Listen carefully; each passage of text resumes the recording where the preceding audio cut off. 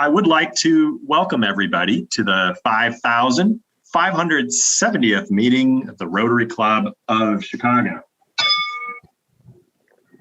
Rotary One is now in session. So I want to just congratulate everybody on a great meeting last week with the senator. And you may remember that we started out that meeting with some breakout groups, partially to get us back into this idea of in-person fellowship, just to kind of acclimate ourselves a little bit here. And it went so well, and people were actually bummed when it ended and they had to come back to the main room. So we're going to try doing that here again today. And it'll be an opportunity for our guests to introduce themselves. And we're going to have Marga, Marshall, and myself be the leaders in each of these. We're going to have 3 breakout rooms here. But again, if something goes wrong in the sorting out of the rooms, and you're a Rotary One member in one of those rooms, please keep the conversation going and get to know everybody in your room.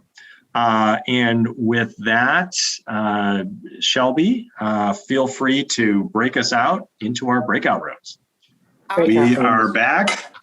I don't know about in all of your breakout rooms, but I think we had very great discussion in our room, and I hope you all enjoyed that and that little opportunity for fellowship. Just a few more weeks, and for those of you who are comfortable coming down to the Union League Club, we'll be doing that in person.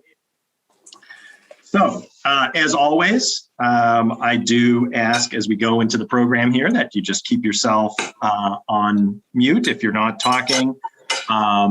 Do put questions into the chat box as always, and then please like us on social media and tag us at the tags that are always behind me throughout the meeting.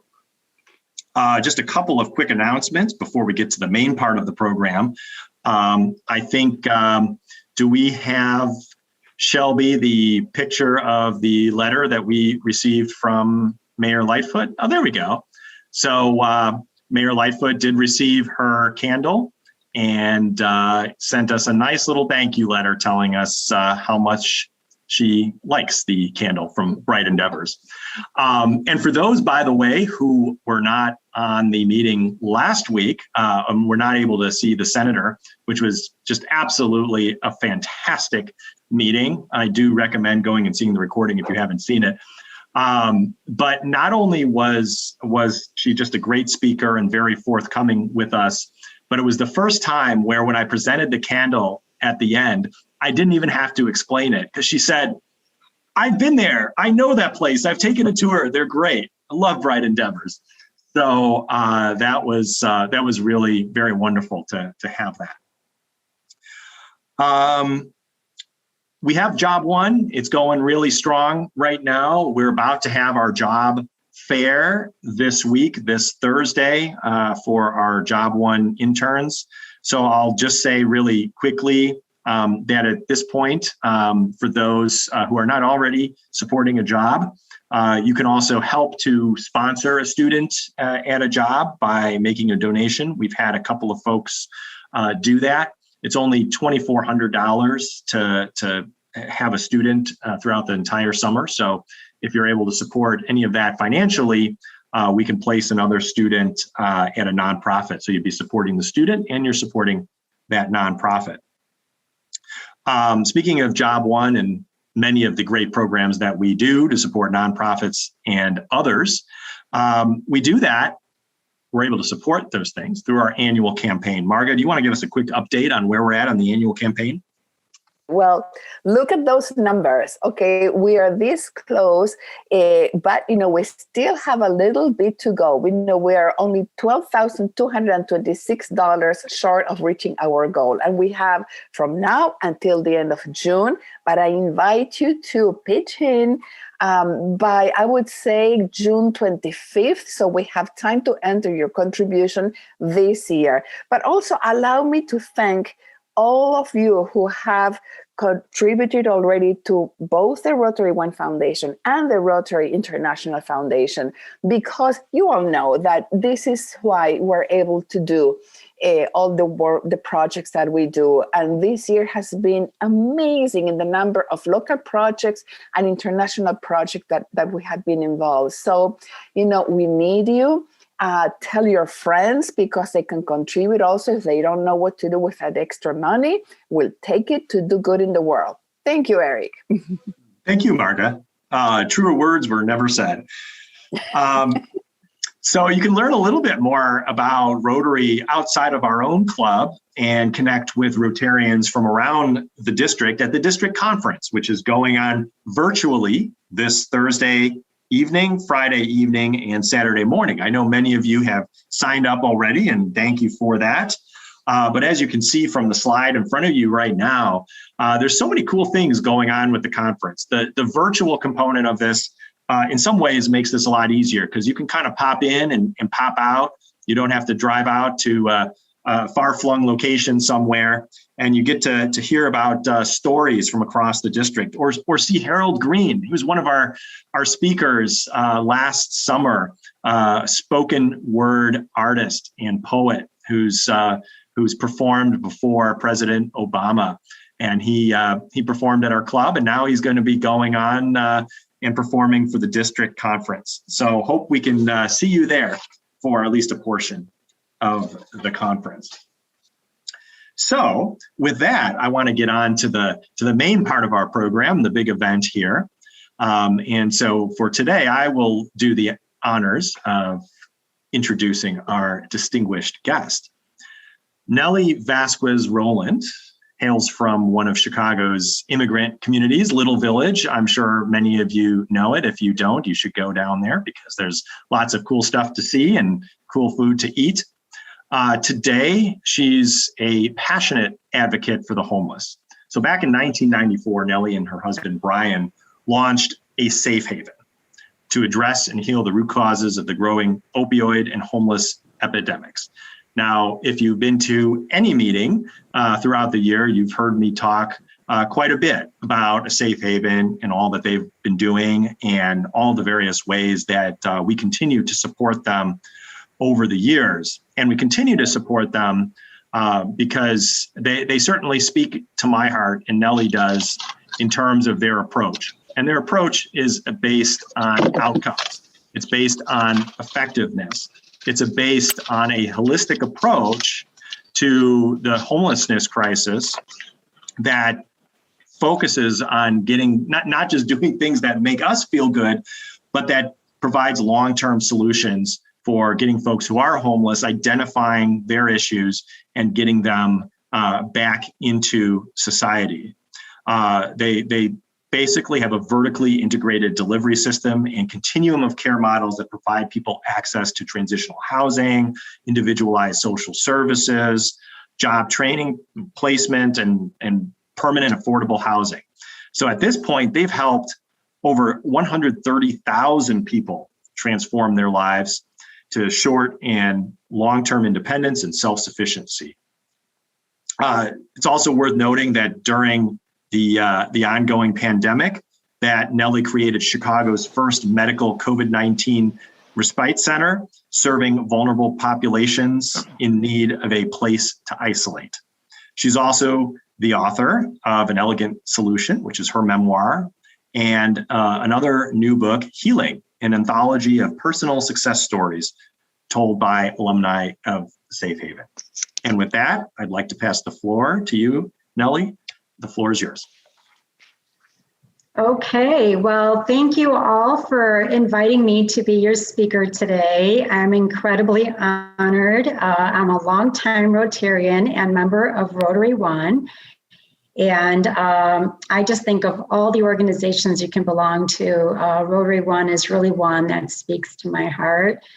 Our four-way test is something that I try to live by every single day. So today, what I'd like to talk to you all about is about a safe haven and how it came about, first of all, how we responded to the pandemic and how we continue to respond to the opiate and the homeless epidemics. As Eric mentioned, we've made some moves, in response to the pandemic, truly to protect and help the most vulnerable and the unsheltered and those that could not shelter in place. So thank you. And I do have Angela Lathan on the call with me. She's my executive assistant, and she'll be running the slides for me. So next slide, Angela. So I want to take everybody back to 1994.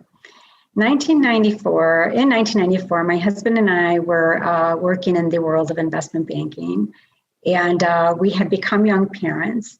And we set out on a quest to try to give back and make a difference in the world. And at the same time, there was someone who got elected to become the president of South Africa. His name was Nelson Mandela. And he said something that I thought was really, really profound. And it seemed to apply to what I believe was happening here in America at the same time, but all eyes were on South Africa. He said, like slavery and apartheid, poverty is not natural. It's man-made, and it can be overcome and eradicated by the actions of human beings. So working in investment banking, I learned a lot about systems. And what we found in America was that our systems were both broken and fragmented. And we also learned that they were financially unsustainable. Next slide. Next slide. So as a result, my husband and I embarked on a journey to investigate and find out what it was that was out there, both from a public perspective and from a private perspective. What was happening in the private world in terms of philanthropy. And we realized that we have the most generous people in the world who do give, and they give generously. And what we found, however, is that the giving was very well-intended, but very fragmented. So we found ourselves giving to feed homeless, to house them overnight, to provide maybe a treatment program over there or a job training program over there. But unless the individual was really looked at and assessed from a complete holistic perspective, we knew that they were basically going to continue to stay in the cycle of addiction, incarceration, and homelessness. How do we know this? Well, we had this happen in our own families, in the communities that we grew up in. We learned a long time ago that the issue of substance abuse, based on our own personal family's experience, was actually a disease. And the way the private and the public sector were really approaching it was really from a criminal justice perspective. You also may recall that in 1994, there was a major crimes bill that passed that really had draconian responses to those that were suffering from substance abuse issues. And we also learned that on the war on drugs, while billions of dollars were being invested in addressing the drug and alcohol issue, 98% of all of those dollars were being spent on building prisons, building a police force, and strengthening those laws, which we knew, again, was financially unsustainable, especially for the people that were trapped in the cycle of homelessness and poverty. So our model here is really the complete model that we've created thus far. We'll go back to the COVID-19 isolation space, but prior to the COVID-19, we had transitional housing, in-person healthcare and telehealth care, behavioral healthcare and telebehavioral healthcare services. We're an Illinois college accredited institution, so we do have educational programs, vocational job training programs with certifications. We help people get employment. We also own several businesses that employ them, and we also offer affordable senior and veteran housing. All in, we have about 40 real estate developments that we've developed and about 3 social enterprises. So now we'll go into a little bit about how we were able to respond to the pandemic and how the COVID-19 isolation space came about. Next slide. So as I mentioned before, we have a vertically integrated model which addresses the root causes and helps people overcome the barriers to independence and self-sufficiency, of which there are many for people that are coming out of the reentry system, military veterans coming home, single mothers with children, and even intact families when the head of household has lost a job. What we knew, again, is that they needed was access to a complete behavioral healthcare system, and people needed individualized case management. So in addition to that, the education, the workforce development, training, and employment. So these are the businesses that we now own and manage and use to employ people with barriers to employment. We have a landscaping company that's pretty famous here in Chicago. We're known mostly for the medians on Michigan Avenue, but we also do a lot of public work with the school systems. We do about 250 schools throughout the Chicagoland area. We do hospital work. We do commercial spaces. We employ over 100 people annually that, again, would not be able to get a job anywhere else to do some of the most beautiful work known here in Chicago that's won several awards as well. We also own a catering business. Now, this is an offshoot of our culinary arts training program. Our catering business caters some of the top events here in Chicago as well. In addition, we own a staffing business. The staffing business allows employers to come to a safe haven to hire people on a temporary basis, on a temp to perm basis, or on a permanent basis. During the pandemic, I'm so proud to say that we have actually placed more people during the pandemic than we did even before the pandemic, much to our surprise. While we lost the employers that we had in the hospitality industry and the restaurant industry as they closed during the pandemic, we actually added employers that were in the logistics world and warehouse workers and things like that. So manufacturers that couldn't find people to work for them. So we're super excited to be a resource for employers. And right now, many people are facing the fact that they can't find employees. Many are blaming the fact that we have these extended unemployment benefits. And there's some truth to that.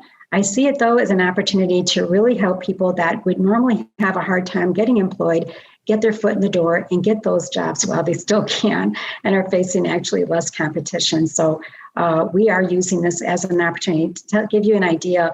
Last year, we placed over 1,019 people into jobs, and collectively, they made over $26 million in income. Access to permanent housing. We knew that we can help people with all the behavioral healthcare services, getting them their GEDs, getting them into training, getting them jobs, but they still face barriers to employment. As we know, landlords usually do background checks on people. And if they have bad credit or if they have a criminal justice background, odds are they're not going to get that apartment. So we've actually been building apartments again for the last 26 years. You'll see here a continuum of our housing, which is an example of the Transitional Housing Facility, which is our main headquarters, which houses 400 people on a daily basis, also is the hub for our social services, our education, our job training program. But we also build supportive housing. This building you see here is located in downtown Chicago. It's 170 units. They can live there as long as they need to. The supportive housing units are actually staffed with case managers on site so that if anyone needs help, we're right there ready to help them. All of our properties are professionally managed as well. We also build affordable housing, veteran housing, and senior housing throughout the Chicagoland area. So the goal is to move people from homelessness to sustainable independence and put them into the type of housing that they're going to be most appropriate to live in. Next slide. So when COVID-19 hit, we knew immediately that this was going to be a major problem for the homeless. First of all, we're putting laws into place that required people to shelter in place. As we know, the homeless had no roof over their head. I actually had scheduled a meeting with Rush University Healthcare Systems on March 11th, which happens to be the same day that the U.S. actually declared the pandemic on our shores. In Illinois, we had 25 people that had already been diagnosed with COVID-19. The projections, according to Rush, were that we're probably going to have about 6,000 people that were going to get the pandemic of COVID-19 within the next 2 weeks. We immediately started to think about the fact that the homeless really had the most likelihood of contracting the disease. They had the most underlying healthcare conditions with high correlation to substance abuse diseases.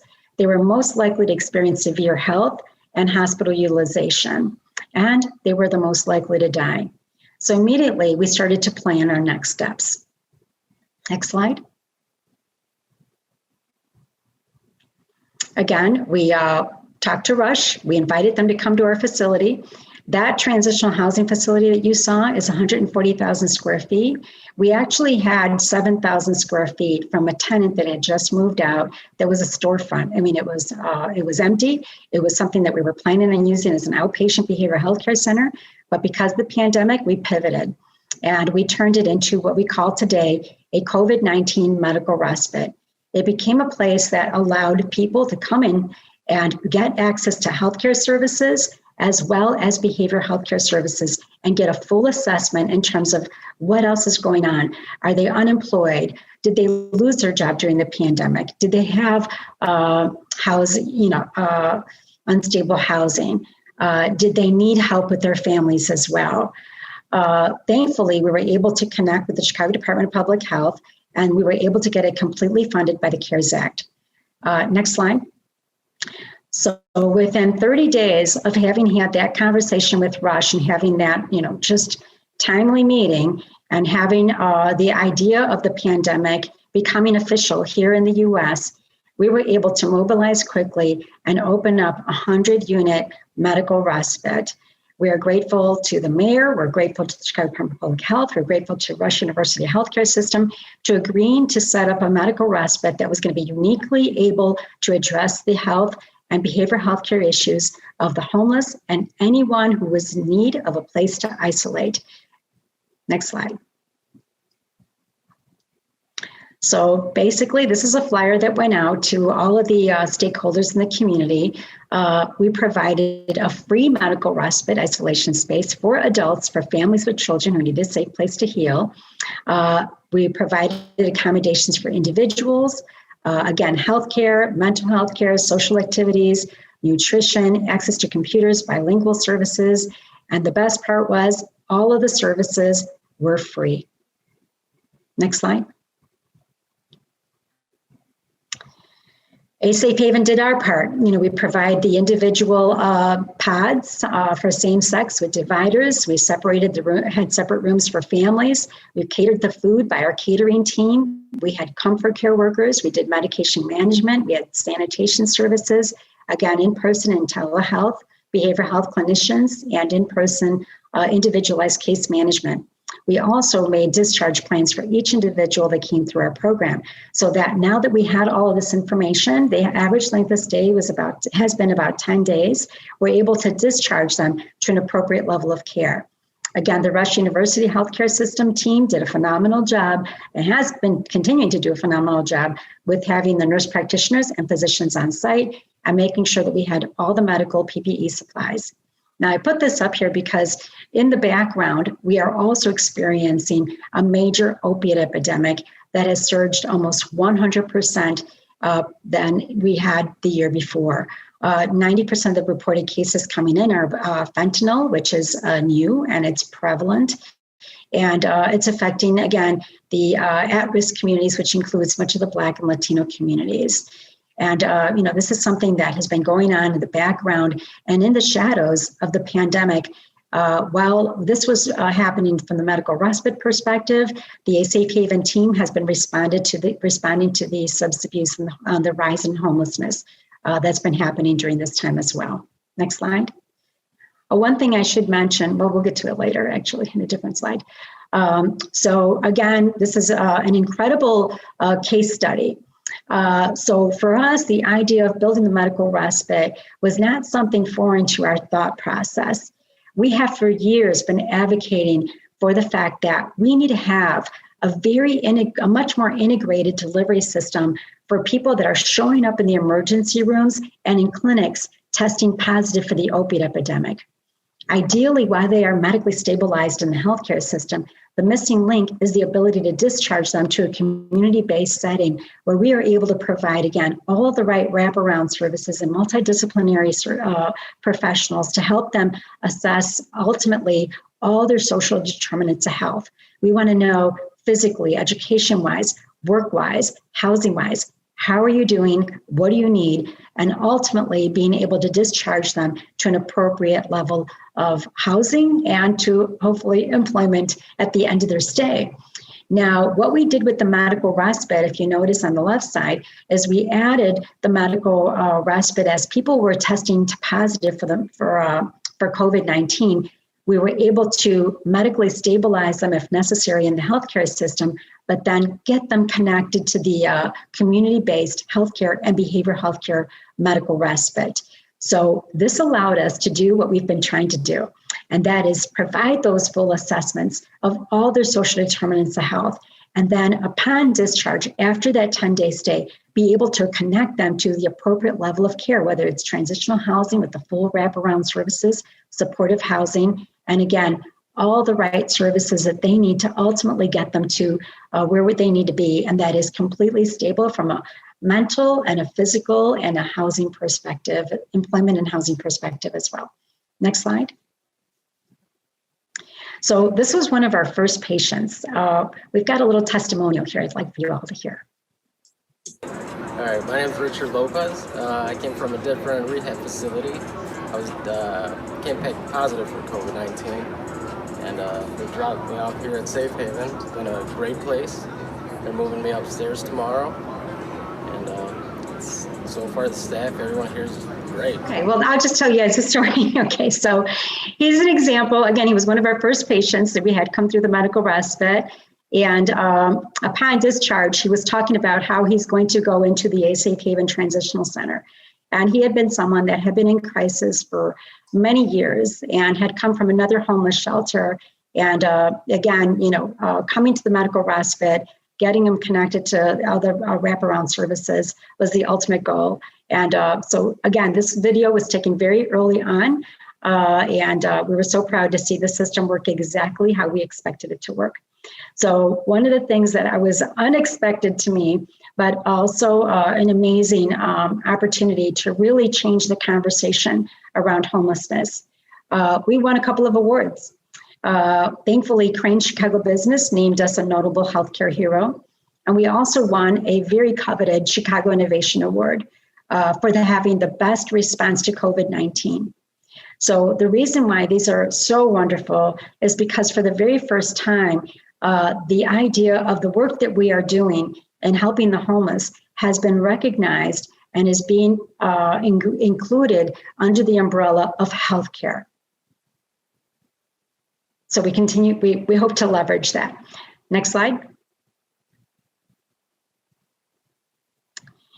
This is an example of someone who had the opportunity to come through a Safe Haven and actually come out on the other side. And I want you to hear from him how his experience went. Lydell.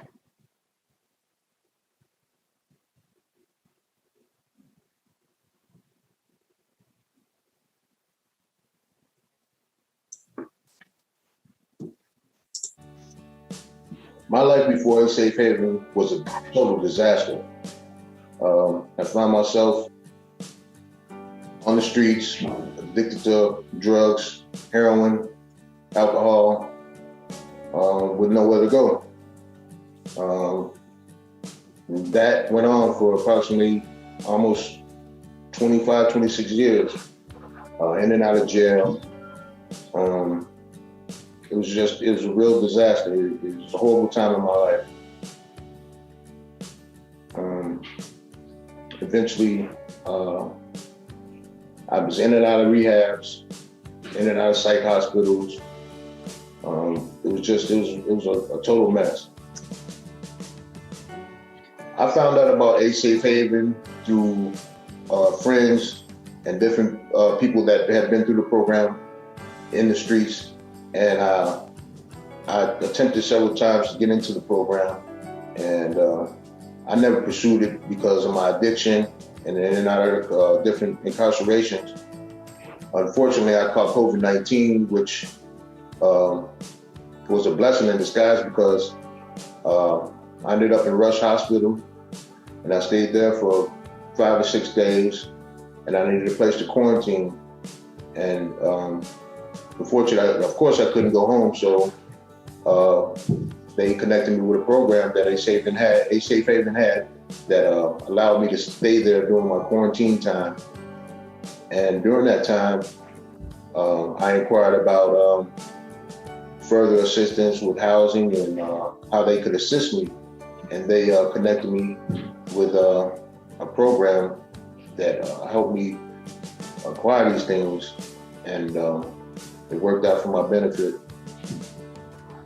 I've been here approximately 8 months. I came through, I talked to Mr. Anthony up here at the Damon location, and he told me that I could be, he can get me into the program as far as parolees. When I found out I had COVID-19, I was devastated. I was scared. I didn't know what to expect. I panicked. And I went to Rush Hospital. As soon as I was discharged, and as soon as I got there, they swabbed me and said I was positive for COVID-19. At that time, they admitted me into the hospital and immediately started administering different antibiotics. Antibiotics. And I was relieved. I was still shocked. I didn't know what to expect. I didn't know if I was going to make it, if I was going to live or die. But I made it through, and I'm blessed. When I came to Ace Haven's respite center at 2750, I was amazed. It was totally the opposite of what I was expecting. The staff was great. The food was great. I felt at home. I was devastated. I was amazed at the treatment that they gave me, and they went above and beyond to make sure that I needed. I got everything that I needed as far as medication and food, clothing, everything. And from there, I went and talked to some counselors, and they got me here. After I finished my treatment at the respite center, the counselors made sure that I got to the Damon location here, where I reside now. I've been residing here for approximately about 8 months now, and this was the best move I could have made. I mean, I didn't see any future before I came. Like I said, I was struggling. I was on the street, addicted to drugs, and there was no end in sight, nothing. And since I've been here, I've acquired employment. The staff here is great. Ms. Dion, Mr. Anthony himself, they've helped me. They've gone above and beyond to see that I've gotten everything that I needed. This is a great program, and I recommend it to anybody who's out there struggling.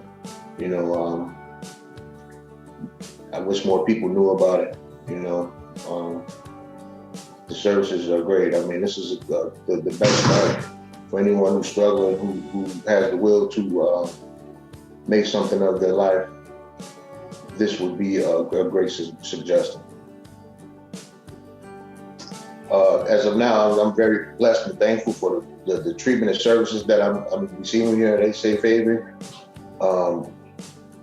This is the greatest thing that could have happened to me at this point in my life.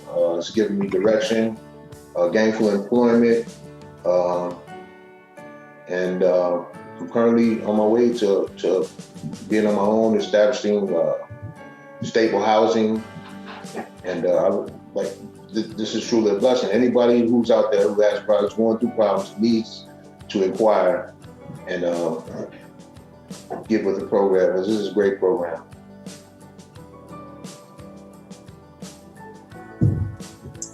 Next slide, Angela. So since that medical respite opened, when I pitched it to the board, their biggest concerns were the health risk. Nobody knew what was going on with COVID at the time. We didn't know how it was spread. The financial risk, in terms of who was going to pay for this, the liability, and the reputation risk if this didn't work. Their question to me was, why a safe haven? Let someone else do this. My response is, no one else will, and it's our mission. So we were able to go out and get the funding, get the partnership, get everything in place to mitigate all the risk. And we are so grateful to say today we have had over 700 people come through our program, and the performance has been beyond our wildest dream. We have had 100% survival rate. And remember, these are people that have the most underlying conditions. So our team has really nailed it. Both teams, the Rush team, the Safe Haven team. And I hope that this model serves as a model for the rest of the nation in terms of how to really help address, something as, as contagious as a pandemic, and especially for those that are the most vulnerable. Next slide, Angela. So this is a disruptive moment. I believe it's a once in a generation opportunity to really help influence a paradigm shift in the way our nation prioritizes and addresses one of the most biggest humanitarian crises happening in the world today. And that's the rising number of people that are becoming homeless. Experts are predicting that we're going to see about a 40% increase in the number of people that are homeless as a result of the pandemic. Remember when we won those awards, and I told you I wanted to leverage that. So being under the healthcare umbrella. So with the pandemic, all the funding that came down the pike to the different cities and states, the vast majority of that money, if not all of it, went basically to the critical infrastructure, and that was shoring up the resources for hospital systems and nursing homes. Homeless organizations did not qualify for that emergency funding. So today, the pandemic has made it clear that homelessness is a public health issue. So with that, I introduced a bill, HB 3949, to have the state of Illinois pass a law that actually elevates homeless organizations to be part of that critical infrastructure, which would qualify us to be treated as emergency responders, such as hospitals and nursing homes. Unfortunately, that bill did pass the Human Services Committee, but it got tabled and will be reintroduced, I understand, in October. So this is an important time for people. If you care about the issue, you want to see it prioritized, I urge you to take a look at this bill come the fall and be a part of the advocacy for public policy that helps provide resources to help homeless providers do the work that we do. Right now, the funding, someone had asked a question.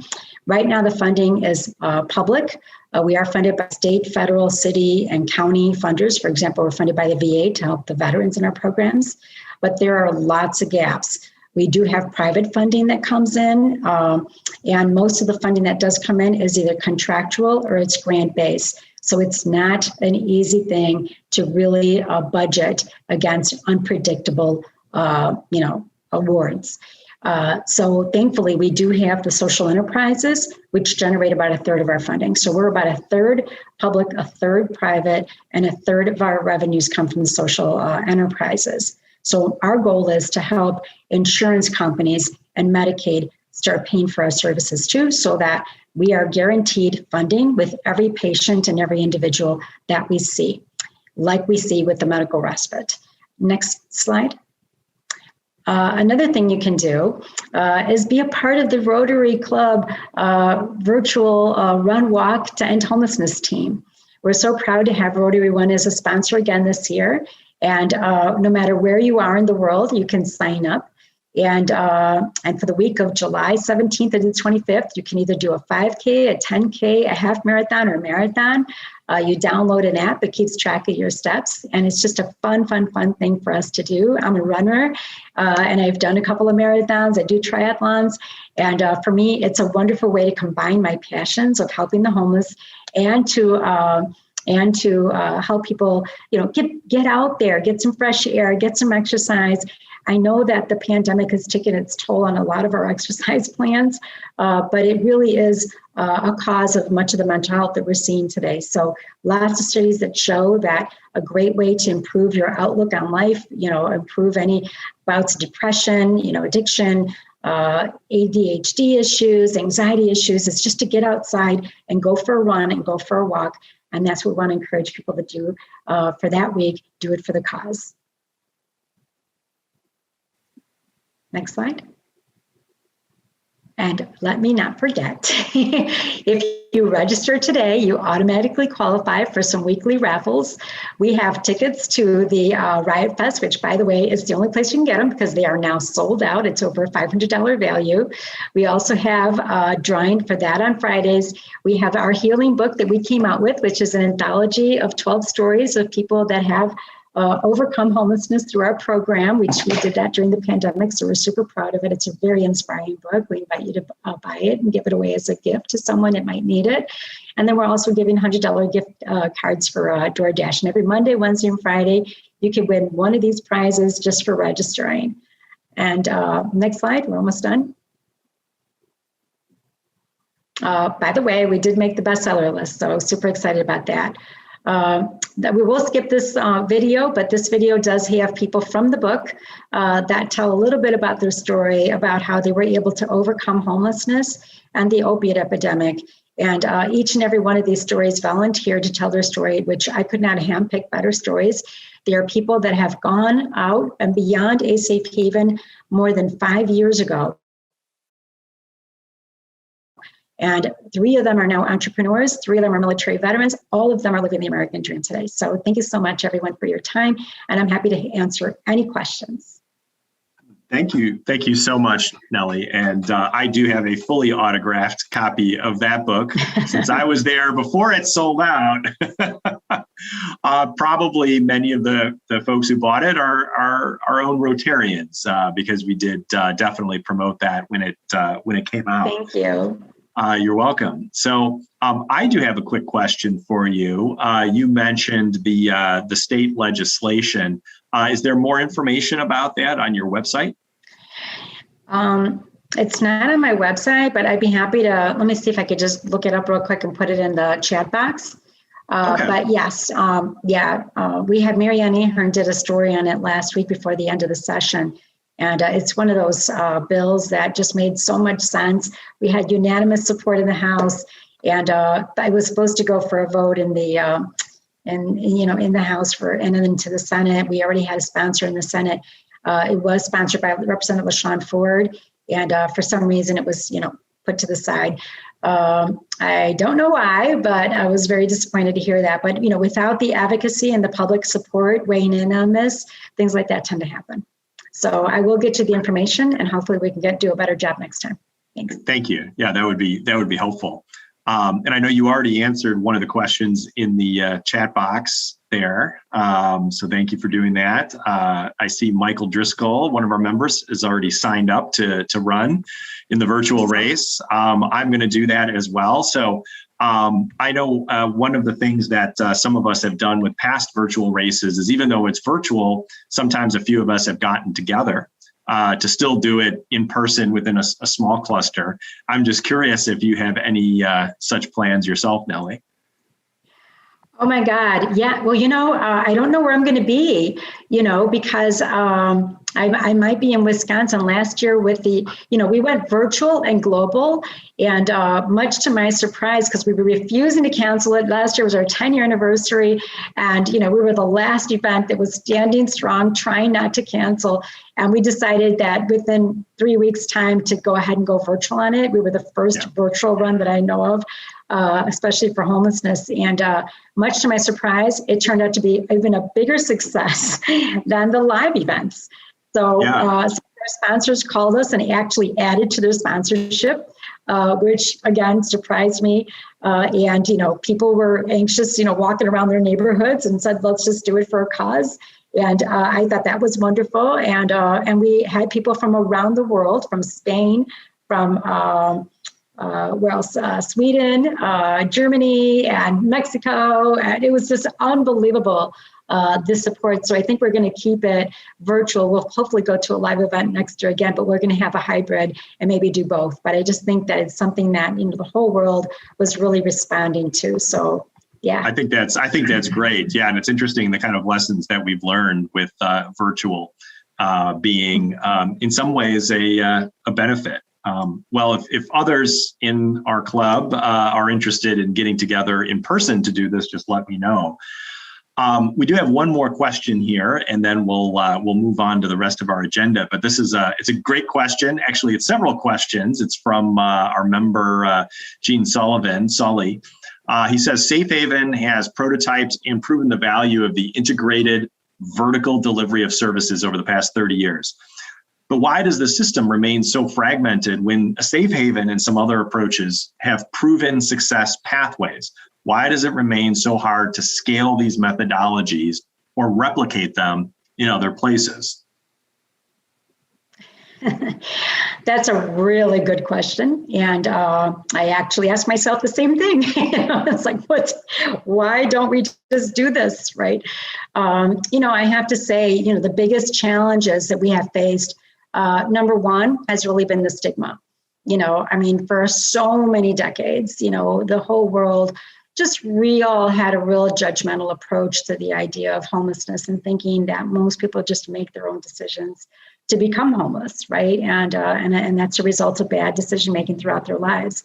But what most people didn't realize is that, again, the issue of substance abuse, which is one of the main issues, is really a disease, right? And if you either have it or you don't have it, and then when you do, it's a disease that affects the entire family. So that was one, the stigma, right? So we're very judgmental. We feel people make decisions and therefore make your bed, not lie in it. The empathy has grown dramatically, even more so in the last year. But also we consider our biggest competition really the entrenched systems. So, we would have to look at, why are the systems so successful and so well funded that aren't showing any types of ROI? And if you think about it, it's the prison systems, right? It's the hospital systems. There's money in the problem, and our goal has always been to reduce the rate of readmissions in hospitals, reduce the rate of recidivisms in prisons, and that's the biggest challenge. So it does require the public outcry. Most every issue that you see that gets the attention, and you do see the changes in the paradigms, is because of the public. Right. So until the public actually starts to call those legislators and start to ask these types of questions, then, it's an uphill battle. So thank you for asking that question. I do think that if, there's a bill that passed about 12 years ago called Budgeting for Results in Illinois. I was on the commission to help implement that bill. And what that meant was that Illinois, especially in human services, we should allocate resources to where taxpayers are seeing the biggest return on their investment and we're making the biggest impact. And the idea was, let's give money to the places that are actually showing results. So for me, that made complete sense. Unfortunately, that bill passed, but it has yet to be implemented. So we have to pay attention. We also passed a bill in 2018 that allowed for private health insurance to cover the cost of our services. That bill passed unanimously, both in the House and the Senate. It's yet to be implemented. So that we also had a demonstration project that passed, 5-year demonstration project, federally approved, that allowed for Medicaid to cover the cost of our services, as yet to be implemented. So those are some of the things that we see on the front lines that are amazing opportunities. And, without the fact that we have enforcement, we don't have enforcement, and we don't have a big public outcry and demand for implementation. These things pass, but they don't get implemented. Well, Neli, it is always a pleasure to have you here speaking to our club. And as I think we're always honored to have you as a member of the club as well. So thank you, everybody. I know you've seen me give these out to our other speakers during the year. So now you're going to get one in the mail. And I'm sure you've heard the spiel before, but for any of our guests, this is from an organization called Bright Endeavors, and their mission, which in many ways aligns with your mission. It's supporting your community, in this case, supporting the West Side in particular, but it's really all about empowering young moms by providing transitional jobs and professional skills training, helping those young moms and obviously supporting the community around them. So I hope you will think of us every time you light this candle and We look forward to seeing you again as always. Nellie, thanks so much. Thank you so much. Very good. Very good. Well, I hope you all enjoyed that. And I think you can see why this club continues to support a safe haven every year. Now we have some other pieces of our program. At our board meeting directly before this meeting, we approved a couple of new members, and one of those new members will be inducted right now. So I'm going to pass the floor over to our membership chair, Laura Inns. Laura, the floor is yours. Good evening, everybody. Yes, we're very excited that one of our newest members has been attending regularly, so we knew we could count on him to induct him tonight, and that is Mark. And I apologize, the dogs are getting very restless this evening, so I'm going to give it my best shot. No worries. I have a 5-year-old and a 3-year-old, and I'm actually holding him away with my foot. Right. There you go. Yes, so you understand. It is my great pleasure on behalf of the Board of Directors and members of the Rotary Club of Chicago to welcome you, Mark, as a member of Rotary One. We welcome you not only for the fine fellowship that we shall share, but also for your talents, abilities, and enthusiasm that will help us carry out our many projects to make our community, our country, and our world a better place in which to live. Rotary is not a political organization, but all Rotarians are vitally concerned with everything pertaining to good citizenship and the election of good men and women to public office. Rotary is not a charitable organization, yet its activities exemplify the charity and sacrifices that one should expect from people who believe that they have a responsibility to help others. Rotary is not a religious organization, but it is built on those eternal principles that have served as the moral compass for people throughout the ages. What is Rotary? It is an organization of business and professional people pledged to upholding the highest professional standards. Rotarians believe that worldwide fellowship and international peace can be achieved when business people unite under the banner of service. So, Mark, you have been chosen for membership in the Rotary Club of Chicago because your fellow Rotarians believe you to be a leader in your profession and because you manifest the intelligence and commitment of heart that fit you to interpret and impart the message of Rotary. You are a representative of your profession in this club, and any information of an educational value pertaining to your profession must naturally come to us through you. At the same time, you become an ambassador from us to your profession, and we rely on you to carry the principles and ideals of service, which we inspire, to those who share your professional activity. The community will know and judge Rotary by your embodiment of it in character and service. We accept you as a member because we know our principles and organization will be safe in your keeping. We also expect you to give us the inspiration that will help us to become better Rotarians. And it is with this hope that we welcome you as our newest member, inducted member of the Rotary Club of Chicago. And now, Mark, if you could unmute yourself, this is when we get an opportunity for you to introduce yourself to the club. I know you've seen this done before. And of course. Yeah. Well, wow, this is there's graphics and everything. Yes.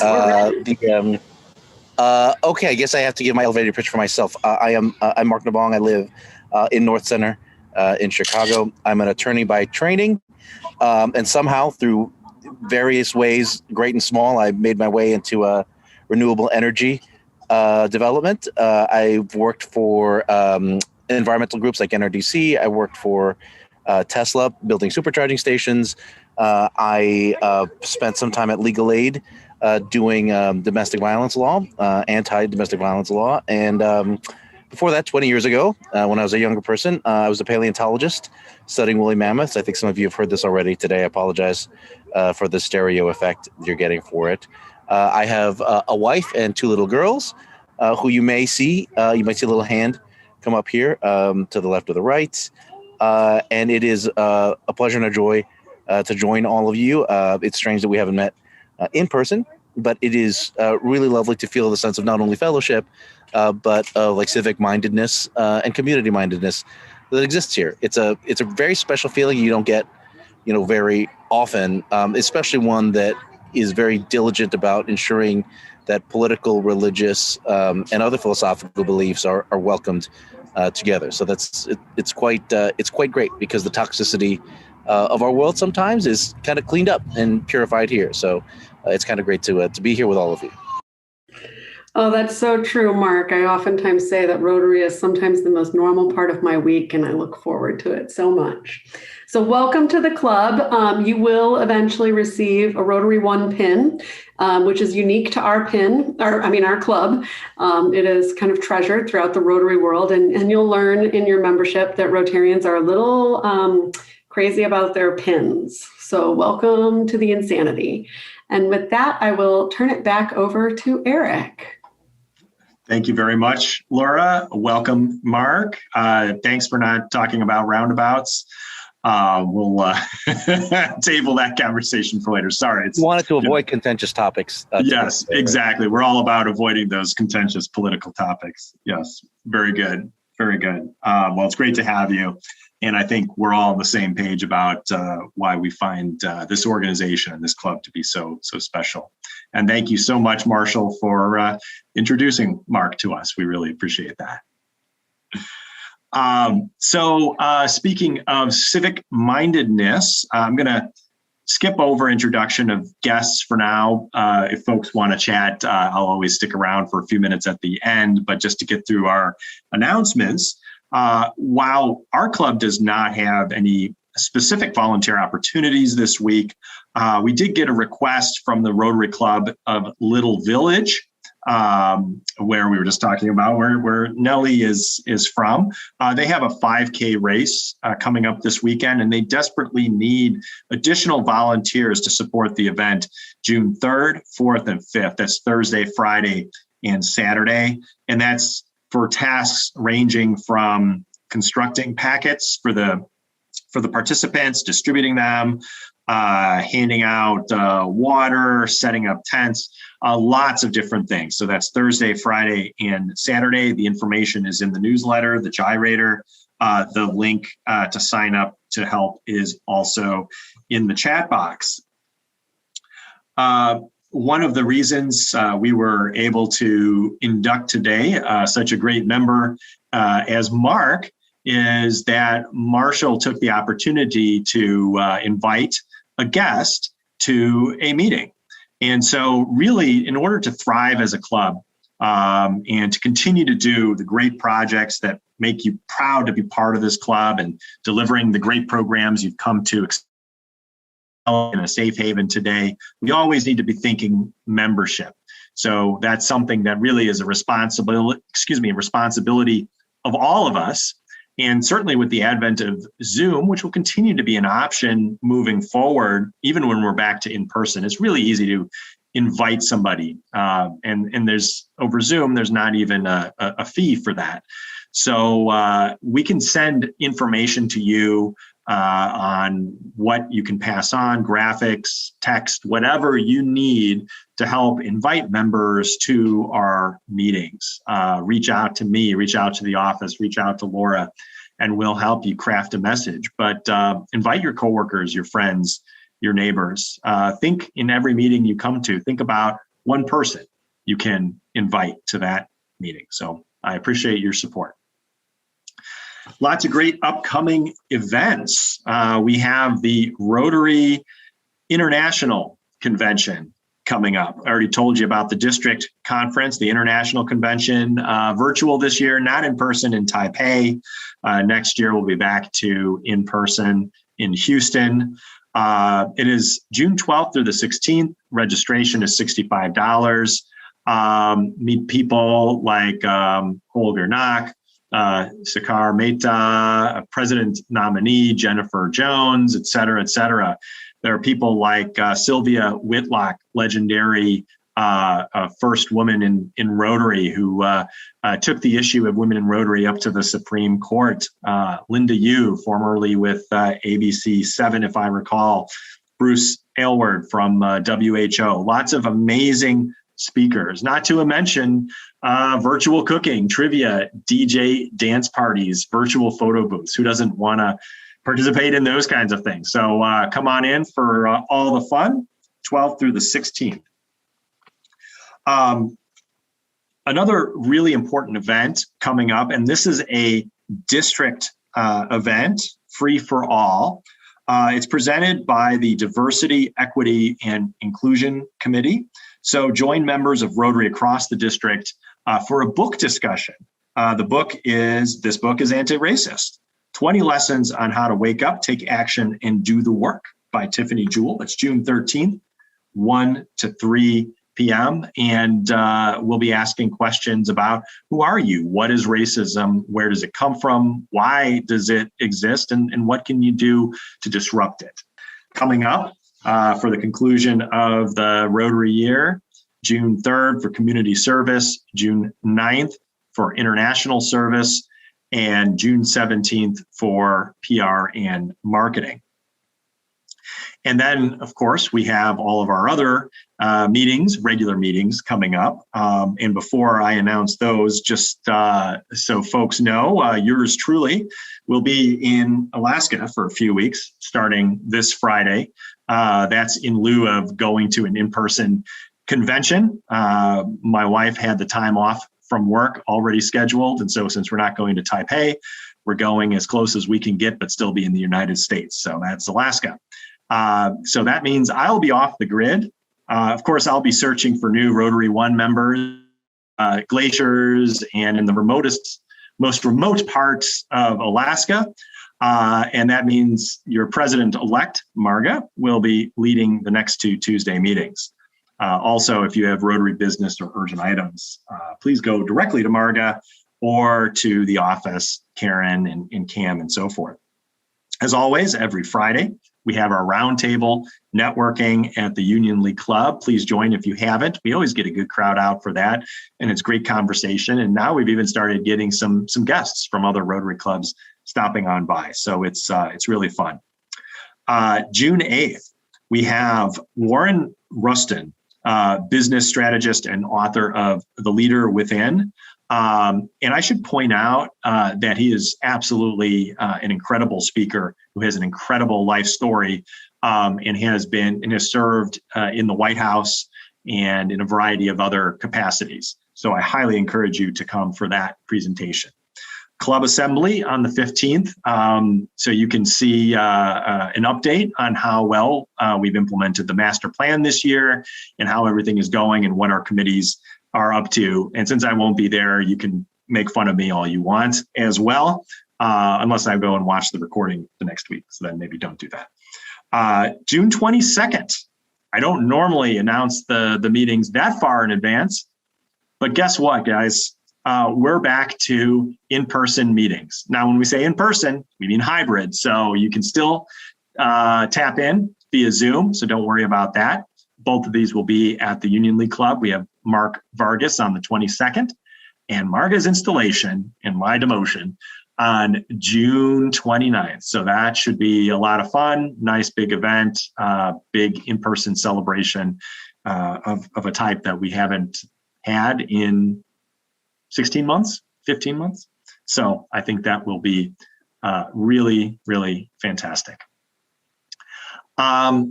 So at this point, we get to the four-way test, and I'm going to pick on somebody here. And Sylvia, I see you out there, Sylvia Hike. Would you do us the honor of reciting the four-way test? And we have it up on the screen. So if you don't have it committed to memory, you can read it off the screen. And you can say no, by the way, if I caught you by surprise. You just have to unmute yourself. Yeah. Okay. Of the things we think, say, or do, is it the truth? Is it fair to all concerned? Will it build goodwill and better friendships? Will it be beneficial to all concerned? Thank you so much, Sylvia. That was perfect. Thank you. Thank you all for joining us here today. look forward to, well, I will be seeing you in several weeks, but the rest of you will be seeing each other in the next couple of weeks. So with that, meeting adjourned.